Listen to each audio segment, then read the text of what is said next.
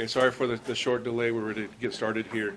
Welcome everybody. Thanks for being here. We're going to kick off this press conference to talk a little bit about the Mayor's Metro Crime Initiative. If you recall, we started this over a year ago, and now we're kind of in the second round of it. I think as we head into the legislative session, we want to give a preview of a lot of the legislation and other ideas we're working on and what we've accomplished so far. So I want to introduce Mayor Tim Keller, and he'll get this going. Thanks. Thanks. All right, let me set this over here. Well, good morning. We have a number of things to touch on today, and we know that there's obviously the holidays are upon us, and there's all sorts of different things going on in our city, but of course crime is always our number one focus. We also know that now that the elections are over, we want to really help focus the policy efforts, the changes that we need. In this case, up in Santa Fe, this happened just like last year. They are in the final stages of their interim committees and putting together policy packages for the 60-day session, which of course is the most important session with respect to things like crime policy and otherwise. And so it's going to be a big session. And so as part of that process, we began last summer the second round of our MCI, the Metro Crime Initiative. And MCI, the first round last year, was a first effort actually in the city of Albuquerque with a very different approach to fighting crime. And we decided that it's absolutely critical we do it again this year. And many folks, including that you're going to hear from, but others have been working very hard on this throughout the summer. But I do want to remind folks the general premise behind the MCI. There's really two. One is that our system is not working. Our criminal justice system is broken, and it continues to be broken. And we have made some improvements in different areas, and we'll talk about those, and we're grateful for those. But there is still a long road to go. Now, part of that acknowledgement is also saying because the system has so many challenges, all of us have a responsibility to deal with those challenges. And that means that no more are we supposed to be pointing the finger at each other, or are we supposed to be blaming other elected officials or other institutions for the problems and the violence in our community. Instead, even though, we all have our issues, we are supposed to be owning our part of the challenge. So the answer, we hope, for everyone involved in MCI, and we hope broadly at the legislature, but also at city council, county commission, at every level, even at the sheriff's office, we acknowledge what we have to do better, and we support each other in what they have to do better. That's why you see us doing things with the legislators. That's why you see us doing things with city council, with the FBI, with all of our partners in law enforcement, because they need our help and we need their help. And that's also about victims and believing victims and listening to victims and their families. And we're going to hear from some of them today. I think we've also realized that the number one thing we have to do is honor what they have experienced, them and their families. And we have to say that this is part of a broken system, and what are we doing to fix it specifically and individually? That's what MCI is all about. It's about shared accountability. It's about shared responsibility.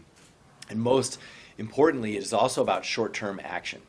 We know, and we're going to talk about things like fentanyl. We know there's cartels. We're well aware of this. But the question for MCI is, what is going to be different in 6 months than it is today? That is always what's been driving the Metro Crime Initiative.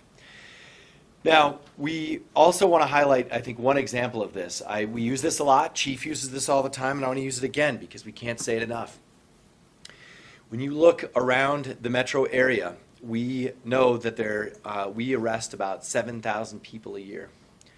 We know that there's about 4,000 that we can prosecute, and we know the courts can handle about 2,000. On top of that, we know there are about 10,000 warrants outstanding. Right now, all over the city of Albuquerque in the metro area, there are 10,000 outstanding warrants. Now, no one wants to talk about this statistic. No one wants to talk about these numbers, because when you see that cascade of the number of warrants, the number of arrests, the number of prosecutions, you see how broken the system is. And yes, funding is a huge part. A big reason why the DA can't prosecute enough, or why the courts can't handle enough, or why the jail can't even provide adequate treatment is because of funding or staffing. So funding is absolutely a part of this conversation, but it's also something that we're really going to focus on in subsequent MCI rounds. Now, I want to close, I think, by mentioning a couple of things that we have been doing to work on this. But I want to acknowledge 10,000, by the way, to me is a very scary number. That is pretty much what it has been for a long time. And also, it is like 30,000 in New Orleans. So this is, like all our crime issues, a national issue. We're not the only city with outstanding warrants. In fact, you know, you can run the statistics and so forth. We're probably on par with everyone else. But nonetheless, it is our responsibility to deal with that problem. And that's what MCI is working on, as well as, of course, our police department. So a couple of initiatives that are coming out that we're going to focus on today.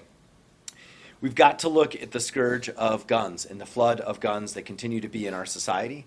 We've got to address addiction head on, and of course we have to build a court system that can manage this caseload, and we have to fund that court system and that criminal justice system. Now, we also know that there are a number of initiatives with respect to drawing essentially a red line on firearm crime. The thesis last time, and it's the same thesis this time, is that the difference between a violent crime and a deadly crime and a loss of life is typically the involvement of a firearm. And because of that, the criminal justice system should reflect the enhancement that a life could be lost. A child could die because of that weapon, as opposed to if that weapon was not in the equation. And that's why we're continuing to work on how we think about prosecuting and the rules around usage of a violent weapon. And so we'll hear a little bit about that from our representatives and senators. I'm going to introduce them later and let them speak to these. So I also want to mention retention. We know staffing is a challenge, again, all across America, also at every aspect of the state of New Mexico. I do not know of a police department that does not want more staffing. And we're no different. Now, as you may recall, we made a big shift in October, a shift that I believe has saved our department from cascading into a situation of deep shortage. And that shift was for retention. Frankly, it is faster and cheaper and more effective right now, this year, to focus on retention. So we continue to recruit 100 new officers. We're hitting all our targets for that. But when you're losing 100 officers a year, it doesn't really matter. And so that's why we now have a whole retention schedule, a bonus package in place to try and get people to stay past their para when they usually term out. And so we've talked about that before, but that has been part of what Albuquerque has done that came out of the Metro Crime Initiative. We also know that for the first time in many years, our focus has been on arrests, right? We know that if we haven't already, we're very close, and I'm sure we will, unfortunately, break the homicide record. That is something that, again, we've spoken about at length. That is a call for everyone in the state of New Mexico and in the metro area to focus and prioritize violent crime. But I also know it's different because of the success of the Metro Crime Initiative last year. We are arresting those individuals. We are catching them, and we are putting them behind bars. And we've shared those numbers with you previously, but this year, 102 homicide suspects arrested or charged. That sends a clear signal. If you commit a homicide in Albuquerque, you will be caught, and you will be held to justice. That is very different than where we were at last year. And it's because of a lot of different investments in technology in our homicide department in terms of staffing and skilled leadership from the command staff who's been guiding those departments. We also know it's about working with our partners, whether it was the shootings we experienced related to the Muslim community. Here again, we were able to catch those individuals. That was a result of a massive partnership across national levels and even extending to the state of Florida. So we continue to work together on these issues. Another example of success from last year bearing fruition, of course, was the Chop Shop crackdown that we did. That was literally as a result of legislation that was passed last session that we put into use and is sending a big signal about stolen cars in our community. So what I'd like to do next is let's hear a little bit more about some of these specifics and from individuals who are really experts in this area. And the first is a woman who's been with the department for quite some time. She, in some ways, flies under the radar because she's very good at her job. And she is the one who is in charge of arresting all of those homicide-related individuals, and we're grateful for her leadership. Deputy Chief Barker, come on up. Thank you, Mayor. Good morning, everybody. I want to thank everyone for being here, our representatives and the families of family members of Benny Hargrove. During last year's Metro Crime Initiative, we shared our goal to develop a set of clear action items which range from policy proposals taken to the legislator and operational changes throughout agencies and cross-agency cooperation. As the mayor noted, we have successfully implemented several operational changes and seen great outcomes and in big investigations directly related to this cross-agency cooperation. Our career criminal section's gun violence units are tasked with investigating gun violence groups and priority offenders within the city. To supplement our gun violence reduction team's work, we started our gun violence suppression team and the gun violence street team. These teams work together to gather intelligence on our drivers of violent crime involving firearms. This intelligence is imperative for both the cases being worked and the proactive efforts in making arrests of the identified groups and drivers of violent crime. Our teams have partnered with the ATF, and this partnership is extremely valuable as a force multiplier. Along with embedding their expertise as we combat gun violence, the ATF has committed to providing additional resources to our teams as needed. Our teams have also assisted the homicide detectives and federal partners with the arrest this summer in the Muslim killings. In addition to technology like ShotSpotter, license plate readers, NIBIN, E-Trace, and our digital intelligence team's ability to analyze cell phone data, our federal partners were key to building the case. The cooperation between agencies was truly humbling to be a part of. The FBI immediately set up a command post for all of the agencies. The ATF quickly deployed their resources and equipment, and we also were able to work very closely with the district attorney's office throughout the investigation. In March, lawmakers passed legislation that made it a third-degree felony to run an operation that strips and dismantles stolen vehicles. In recent weeks, our auto theft detectives found a stolen vehicle, and rather than immediately making that arrest, they continued their investigation and ultimately led to the arrest of an individual under this new law. Our organized crime unit has been working with the Attorney General's office, with business owners and representatives to improve how we're fighting back against large-scale retail theft and organized criminals. Numerous arrests have been made, and serial shoplifters are being held accountable through stronger prosecution and better outcomes for sentencing. Mayor Keller. Thank you so much, Chief.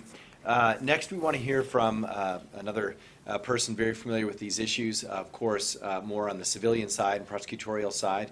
He's been with APD now for 5 years and heads up most of these Metro Crime Initiatives up at the legislature. David Martinez.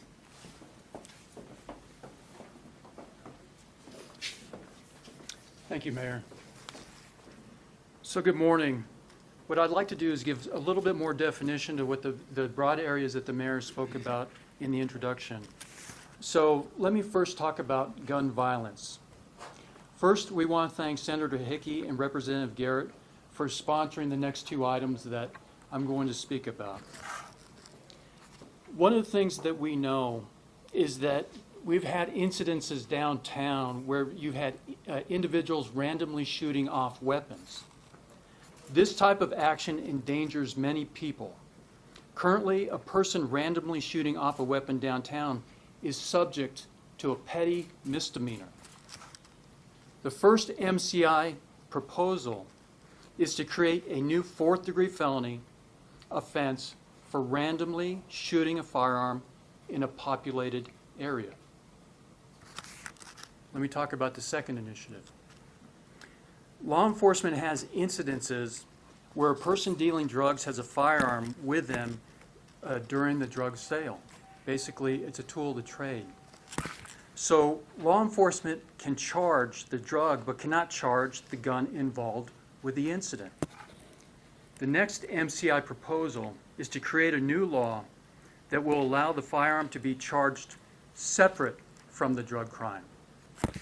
What this will do is it will allow law enforcement to seize that firearm at the beginning stages of a drug investigation, and hopefully it will keep that weapon off the street.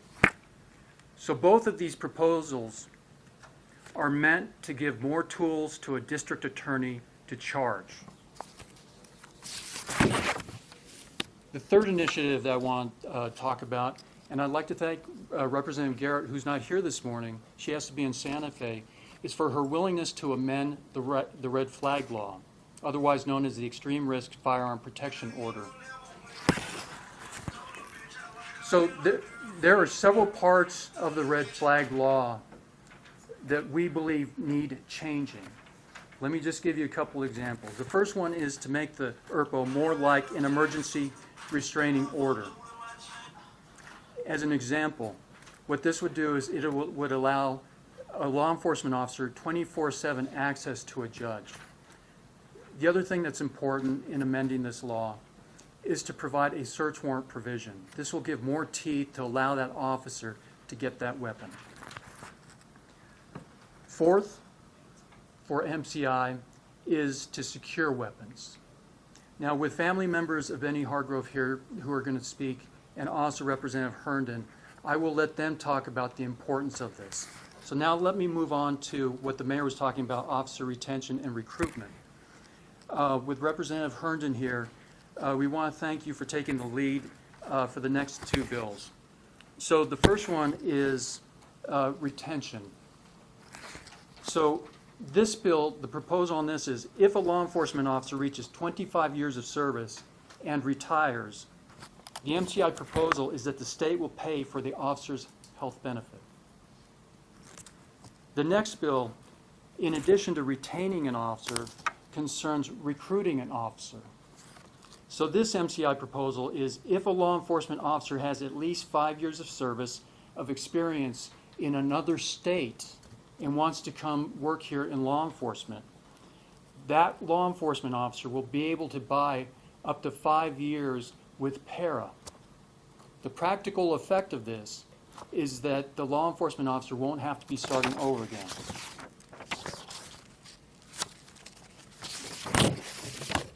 Next, let me talk about, first of all, I'll call it asset forfeiture, but let me tell you why this is important.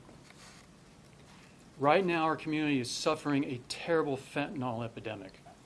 And so this is a way that you can provide money to help with prevention and education to fight fentanyl.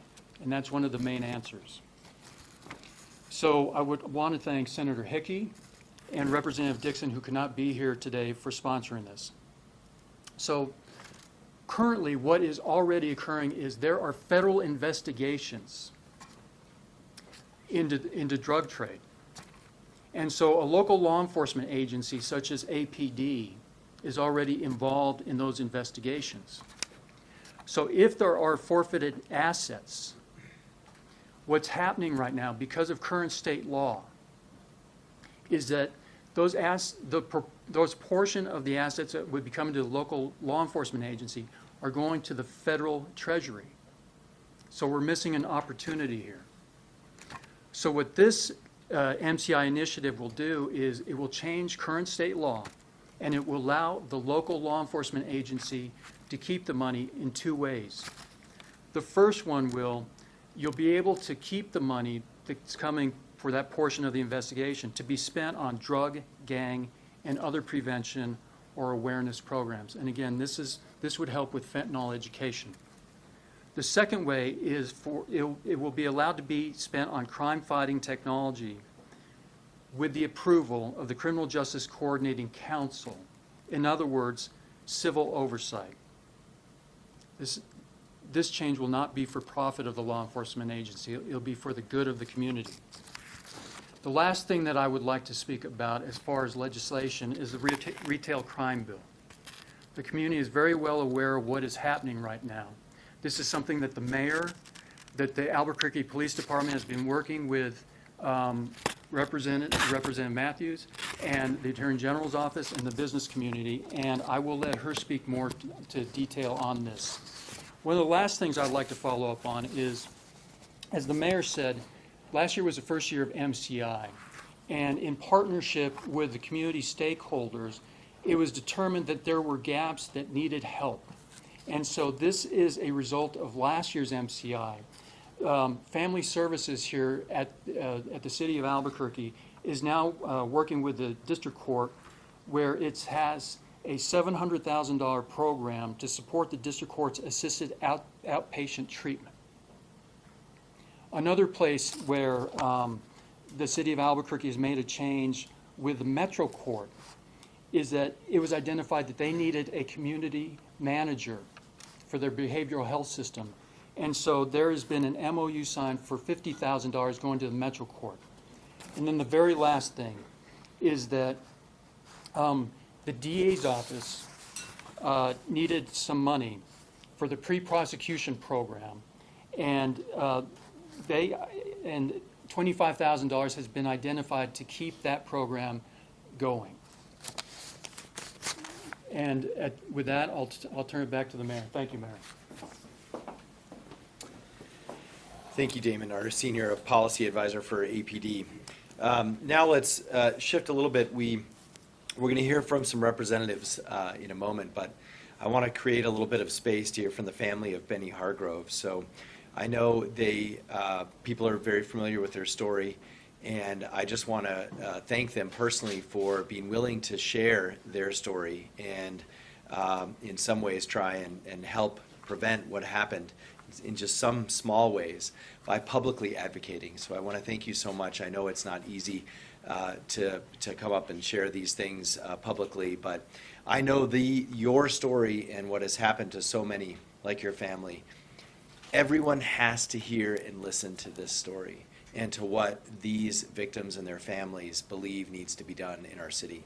And so let's welcome Benny's family up.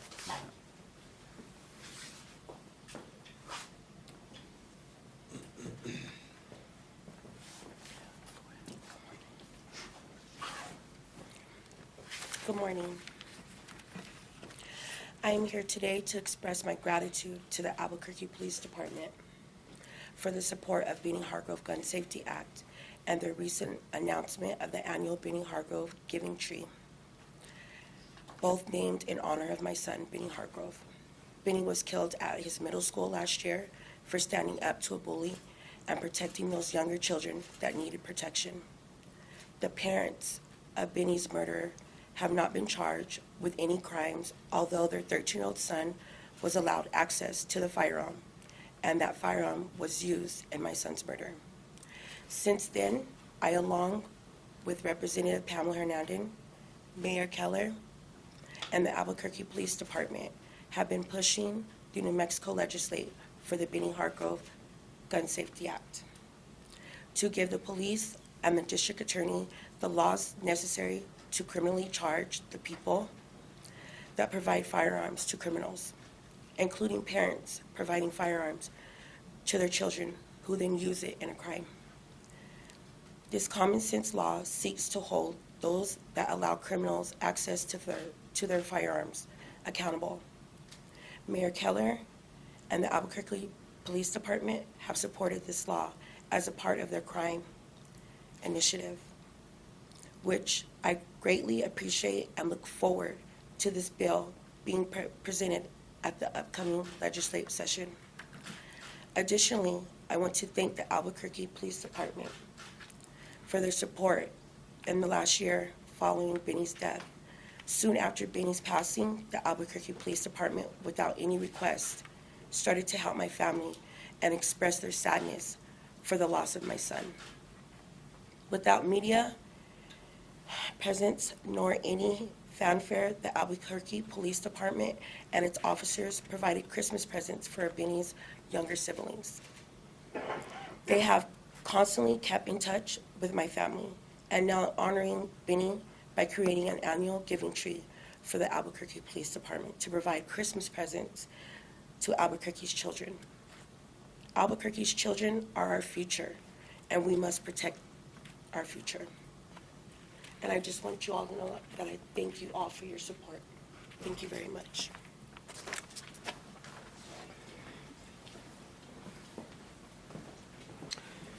Thank you so much for that, and stay tuned on more ways you can help that giving tree as we get into the holidays. Now, the representative behind these initiatives, newly re-elected Representative Pamela Hernandez.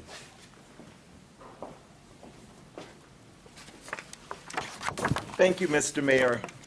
One of the most precious assets in all of our communities is our children. As we prepare for the legislative session, a number one priority for the lawmakers is the safety of our children. Accordingly, I will be introducing the Benny Hartgrove Gun Safety Act once again into the legislative session.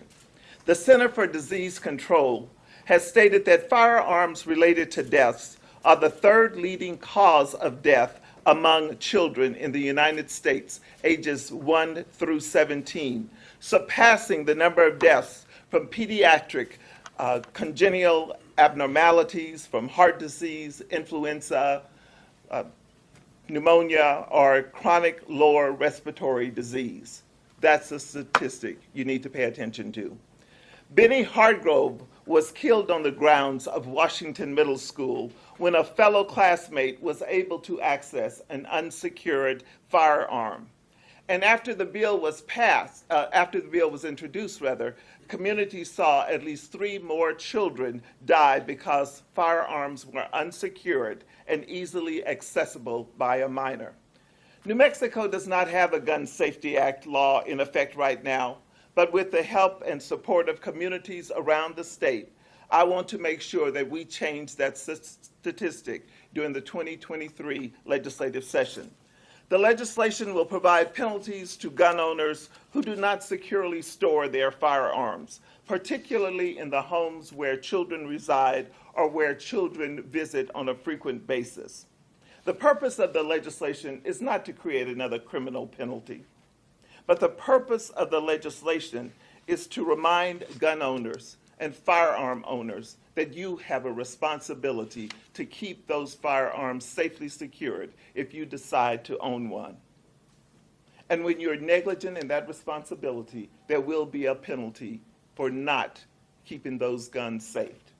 The legislation will include an education component, and we expect to deliver gun locks to gun owners around the state after the legislation is passed to help ensure that firearms are securely stored. In this regard, I am happy to work with Angel Garcia of the Violence Intervention Program with the City of Albuquerque to help keep our children safe. We recognize that our children are under enormous emotional challenges during these trying times. So in addition to this Gun Safety Act, I'm also introducing a bill that will support the creation of mental health and wellness rooms in every single middle and high school throughout the state of New Mexico. If our children are feeling emotionally challenged, we do not want them to turn to violence, but instead we want them to seek help and support in the mental health and wellness rooms that will be staffed in our schools around the state. Benny Hartgrove had such a bright future. The day he died, he was trying to make a difference. We can't simply accept these tragedies as a new way of life. I ran for the legislature and am fighting to keep firearms out of the hands of children because, like Benny, I want to make a difference. I introduced the Benny Hartgrove Gun Safety Act bill to require gun owners to secure their weapons. And I appreciate you, Mayor Keller. Thank you very much for making this legislation a priority with the Metro Crime Initiative. I'm also glad to know that the mayor is dedicated to addressing gun violence. As a community, this shows we have the courage to discuss these issues comprehensively and openly. And thank you all.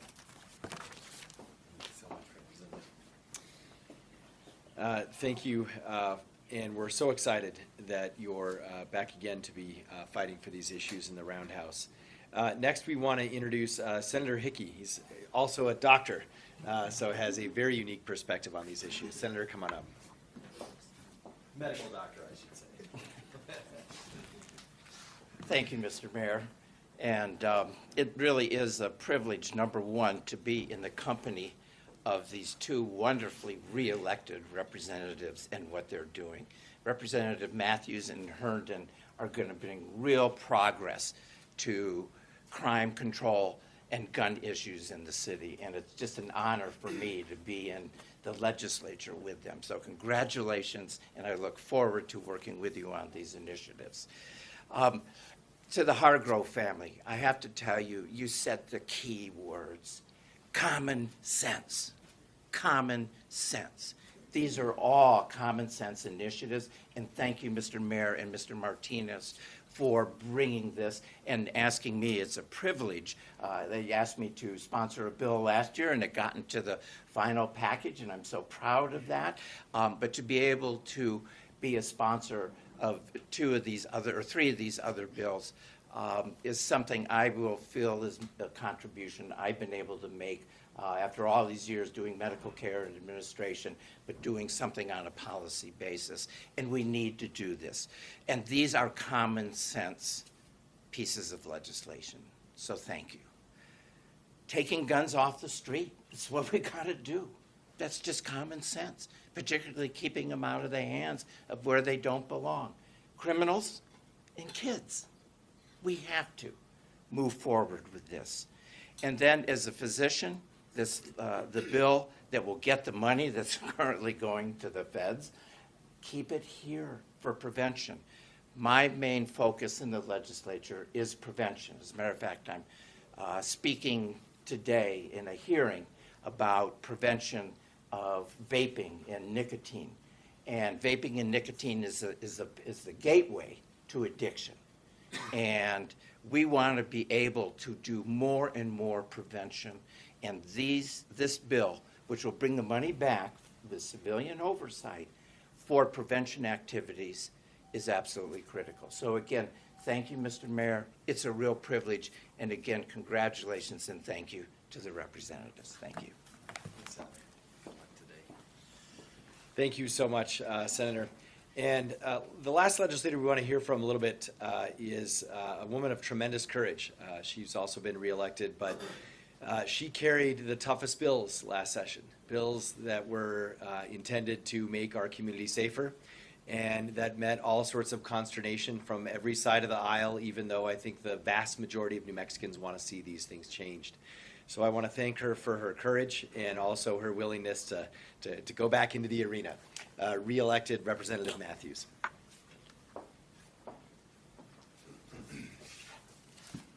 Thank you very much, Mr. Mayor. I appreciate your kind words. I hope to not get beat up quite as much this year. Anyway, we have a very dangerous situation in Albuquerque and throughout New Mexico involving gangs and individuals who come into retail stores, often armed with guns.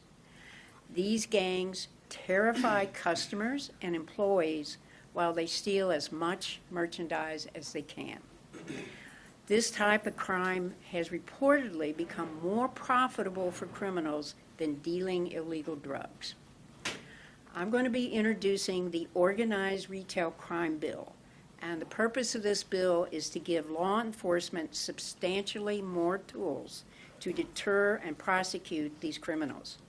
I'm working with the New Mexico Attorney General's Office, which has a task force on this issue, and also the New Mexico Chamber of Commerce and others. We want to make sure the robbery statute applies to these individuals if they're carrying weapons. And right now, there's a gap in the law in terms of the robbery statute applying. We want to be able to aggregate the value of the merchandise taken from various stores so that the penalty reflects the seriousness of the crime. We're going to be asking that the retail organized crime be added to the Racketeering Act, which again expands the power that law enforcement has to shut down the fences and the others that buy the stolen merchandise. Sometimes this is referred to as sort of shoplifting, but the crime that we're seeing in the retail stores, this is not at all like a 9-year-old shoplifting a candy bar. This is very serious crime. It is violent crime that endangers customers and employees, and we need to stop it. And that's what we hope that the Organized Retail Crime Bill will make a real difference in our ability to not only prosecute these crimes, but to deter people from doing these crimes initially. And so, thank you very much. Thank you so much for that. And as just a reminder, the Attorney General Balderas and I spoke about this, I think, in the end of the summer. And what you hear Representative talking about is the sort of follow-through on the policy changes that we articulated back then. So thank you, Representative. Now, we're going to close up. We can certainly take a few questions. We'll see where it goes. Gilbert can help keep us organized. And what I hope you heard today was a preview of excuse me, of some of the legislation that we're rolling out. As usual, around the beginning of the year, we'll provide a comprehensive set of our Metro Crime initiatives. We're also working closely with Bernalillo County through the Criminal Courts and Corrections Committee. I probably messed up that acronym a little bit, with respect to onboarding the new sheriff and issues at the jail. So there's always much more to the Metro Crime Initiative, but we wanted to focus today on some of these initiatives in the upcoming session. And lastly, I think I also want to mention that part of this is the Chiefs ECHO meetings. These are meetings APD has with the chiefs of police or the sheriffs in the surrounding metro area. I've attended some of those, and so we're going to be engaging them as well. They were very helpful last year up in Santa Fe, as well as when we worked together on different tactical operations. And of course, we are going to, I guess the reality is we will have a new Attorney General. So congratulations, of course, to Mr. Torres. And we'll continue working with him as we have in his role of DA. And we will see who will be the district attorney come January and continue to engage that office in this process. So with that, I think I'll hand it over to Gilbert. We can take some questions. Direct them wherever you want. So we have a lot of experts here from APD who helped draft this legislation or come up with a lot of these concepts from what they're seeing on the ground. So if you have any questions, I could direct to them also, but any questions? Yes. So the MCI, is there going to be like a percentage of decrease or increase, whether what's working, what's not, where the public can follow in terms of crimes and seeing what the administration and APD is doing to fight crime? So we have a website that tracks the MCI initiatives. It's up there currently. You can see what passed previously, what's gone on. But it's important, and we'll continue to do that, but it's important to remember that this isn't just an APD or administration thing. The mayors convened it and thought up this process, but this is the idea is to address the entire criminal justice system. So we've recognized, I think, especially at APD, where we've had challenges or things have fallen through the cracks, and there's areas where we can improve, and we're asking the entire criminal justice system to do the same thing. The mayor said we don't want to point fingers, but we want to point out where we are falling through these cracks, address them, and lower crime eventually. Any other questions? I guess just from what you've seen through this initiative, out on the streets, like what's, I guess, surprised you or something that you didn't realize was an issue that's maybe led to some of these bills? You want to take that? I think there's two things that I would point to. Number one, it was last summer realizing that our system really is broken. That is an acknowledgement that when we made that last year was something that no one had actually really said. In terms of collectively, this system is not working for people who are in it or for citizens who are trying to be safe. That was, I think, a very different approach that this Metro Crime Initiative is based on. The second thing is, look, these warrant numbers and the demonstration of how inadequate our resources are to be able to literally handle criminal justice, so that 10,000 outstanding warrants, 7,000 arrests, only about 4,000 that can be prosecuted, 2,000 that the courts can handle. This is something, we continue to have to push to the forefront, because for a lot of reasons, what happens is, if there has not been a particularly bad shooting in 1 week, people don't prioritize this.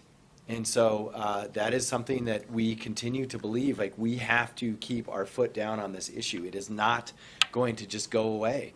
And everyone agrees with that when there's stories about a particular shooting that happened 2 days ago. But when there hasn't been one in a few weeks, all of a sudden everyone starts prioritizing other things when it comes to policy. And that has held our state back for decades.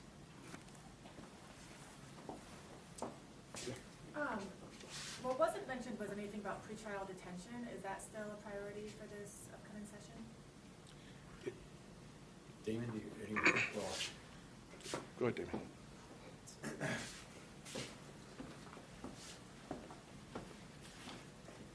So to answer your question, the initiatives that we've talked about today are things that we've been talking to the officers about. And that pretrial detention was not one of the things that bubbled up this year as one of the top priorities. Yeah, and I can't emphasize enough how much a lot of officers, like we have here with us, who really, we sat down with them, and that's something we've done a little different, I think, this year, was to bring people together kind of internally and look at what is really happening in the streets. And I think the other point I want to make is we encourage the media to delve into each one of these issues, or what you think that your readers or viewers might want to know about, to really draw attention to these things. I think that the Journal had a story the other day about guns and what's going on, and they talked to some of our experts about that. Everyone's covered a lot of the fentanyl issue, but there's so many issues out there that need to be addressed, and we want everyone to recognize that there are solutions, there are leaders who are working on this, and if we can draw attention to this heading up to the legislature, that'd be great. Any other questions? Okay. All right. Yes, sir. Is there any initiatives on the police department's part to actually put police officers in the schools and not just driving around? We understand that nationally those school shootings, all of them are except a few, less than 3 minutes. A police officer driving around is not going to get there in time. So is there any thoughts on the police department's part to actually put officers in the schools? I think we've had a lot of discussions over the summer with APS in particular about that issue. And Damon, could I? I would just add that we now have cameras working in the schools. Yeah. So we do, the APS has its own police force.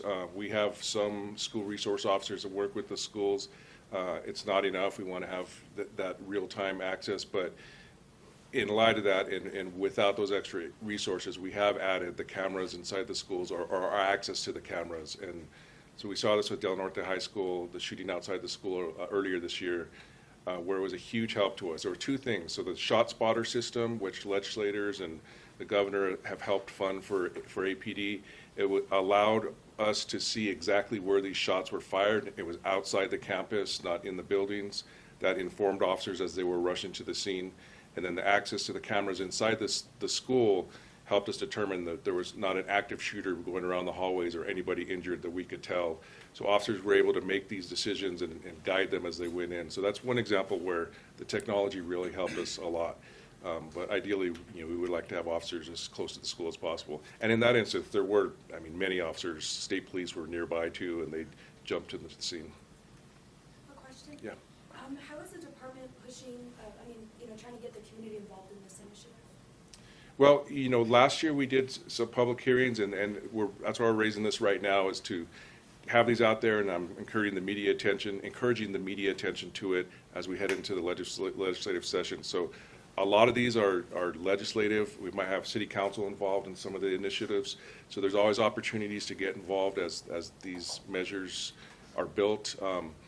But yeah, we want to let the community know, and if they have suggestions, ideas, we're happy to work with anyone. We work with the business communities. I think they mentioned the Mexico Chamber, the Albuquerque Chamber, neighborhood associations. So any way they can get involved, we encourage it.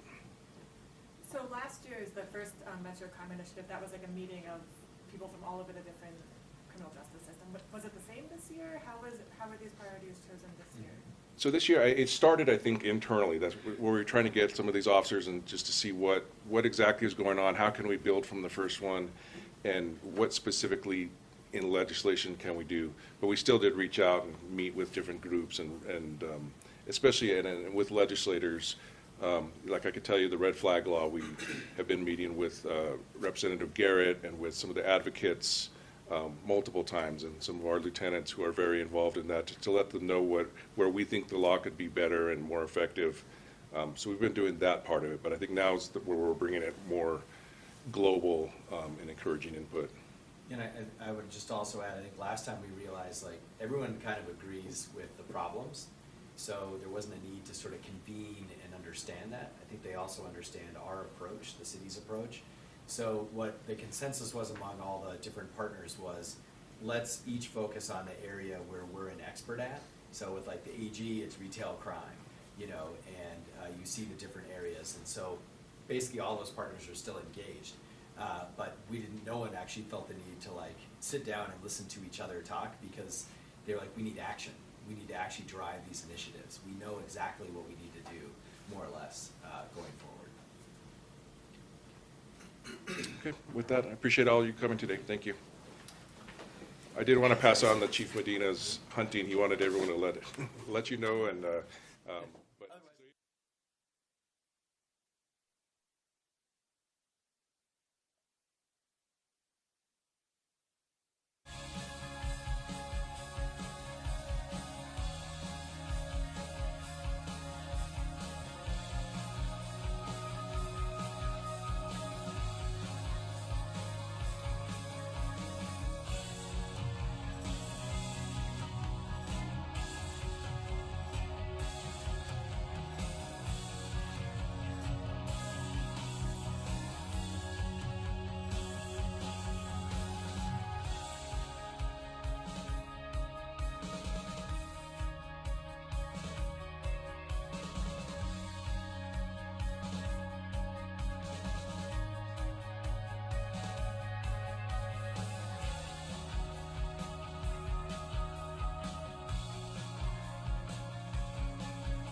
Representative Manuel Estes and Senator Conradi and others to do things such as repeal the 1969 ban on abortion.